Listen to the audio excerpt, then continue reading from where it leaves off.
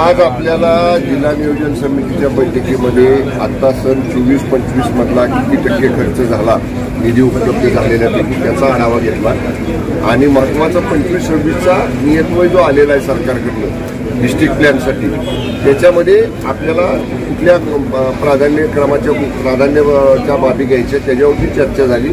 साधारणतः 712 कोटी रुपयाचा आराखडा या वर्षासाठी आपण तयार केलेला आहोत। आपण प्राधान्यक्रम 30-54 रस्ते, 50-54 रस्ते, परत तुम्हाला सांगतो डोंगरी विभागातले साखो पूल, कृषी पर्यटन, जलपर्यटन, जी काय पर्यटनाचे विषय ते, परत स्मार्ट PSC मॉडेल स्कूल, त्याचबरोबर कृषी पंपांना ट्रान्सफॉर्मर बसवणे, त्याच्या UD नगरपालिका नगरपंचायतीनं सहाय्य अनुदान, या सगळ्या गोष्टींचा प्राधान्याच्या बाबींमध्ये आपण या ठिकाणी समावेश केलेला आहे।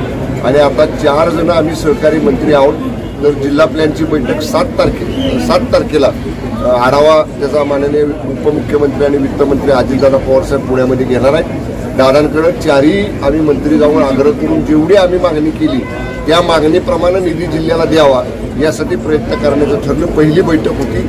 नवीन जे माननीय आमदार महोदय पहिल्या वेळी DPDCला आलेले आहेत, त्यांनी सुद्धा काही सूचना त्यांच्या मतदारसंघातल्या विषयांसंदर्भातल्या मांडल्या आणि सकारात्मक खेळीमेळीत आजची बैठक पार पडली।